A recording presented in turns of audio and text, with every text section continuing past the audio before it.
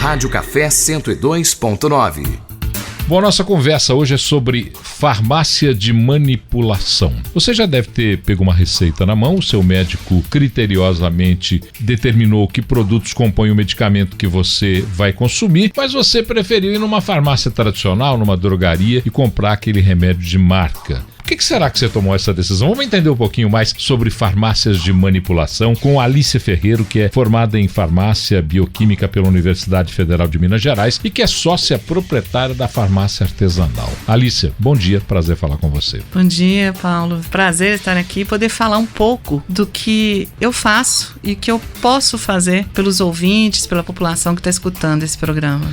Um remédio manipulado, ele é exatamente igual àquele que pode ser produzido num laboratório ou ele é até mais vantajoso do que aquele que é produzido num laboratório? O remédio manipulado é sempre feito mediante um receituário médico. Então, o médico que vai determinar a dose, a composição daquela fórmula, a forma farmacêutica e a quantidade que a pessoa precisa tomar. Então, quando a gente compara caixinha de drogaria com uma fórmula igual, nas mesmas composições, é tudo exatamente igual. A gente tem leis sanitárias, Paulo, extremamente rigorosas no nosso país, que fazem com que a gente tenha que seguir todo um processo produtivo. Então, assim, essa segurança, essa igualdade que você está dizendo, eu posso afirmar que sim, porque é o que eu faço todo dia, produzir medicamentos de qualidade conforme um receituário médico. Quando eu vou a uma farmácia de manipulação, eu posso customizar o medicamento? O meu médico, por exemplo, pode adotar porções diferentes naquela fórmula tradicional ou a fórmula tradicional é que deve ser seguida? A forma farmacêutica pode ser adequada a cada necessidade do paciente. Então a gente fala que a manipulação vai fazer o remédio para o Paulo, que é diferente do remédio da Alícia. Essas características do indivíduo que vai usar esse medicamento são importantíssimas na manipulação, porque aí a gente lança a mão de coisas que vão facilitar a ingestão do medicamento, que vão facilitar com que aquela pessoa tome a medicação necessária. Então, por exemplo, o Paulo pode engolir cápsulas, mas a Alícia tem dificuldade de engolir cápsulas. Então, aquela medicação que tem que ser feita para a Alícia tem que ser feita em forma de líquido, numa forma de um xarope. E se a gente tiver uma criança, nós podemos fazer, às vezes, até um pirulito, para que seja uma forma lúdica, que a mãe consiga dar aquela dosagem, dar aquele medicamento àquela pessoa. Quando você fala que o medicamento manipulado tem uma variação, é uma variação controlada, adequada e sempre com a ciência do médico que está prescrevendo.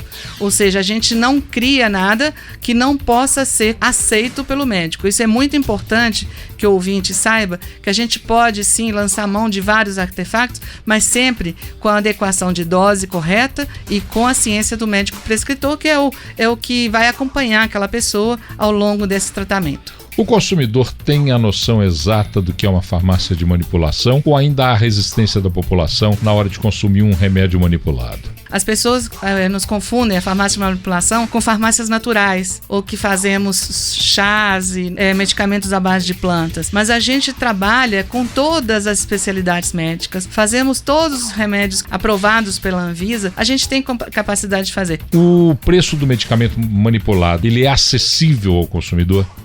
Sim, Paulo, a gente tem visto isso muito porque a população no Brasil, não só pelas questões econômicas e políticas, a gente vê que as pessoas têm muita dificuldade. Então essa pergunta sua é interessantíssima. Por que às vezes a manipulação consegue ser mais em conta? Não digo que é por causa do ativo, que o ativo é exatamente o mesmo da indústria, mas é que a gente consegue fazer a quantidade necessária para aquele tratamento. Então a pessoa não tem sobras. E com certeza também temos processos produtivos muito menos custosos e muito menos demorados do que uma indústria. A gente tem condições de baratear nesse sentido. O custo nosso, o custo operação, o custo hora homem é um pouco menor que o da indústria. E para finalizar, um panorama do que é esse mercado. Você também é formado em gestão. Qual é a dimensão da indústria farmacêutica das farmácias de manipulação?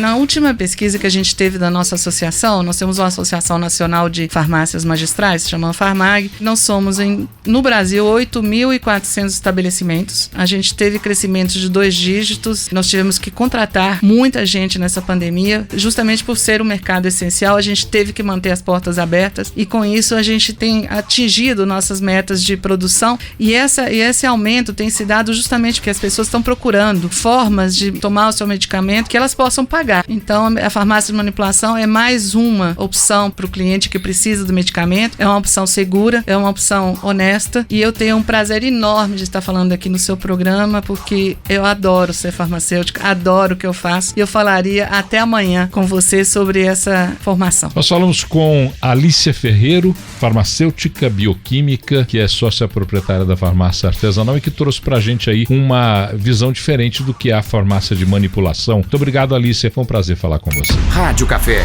102.9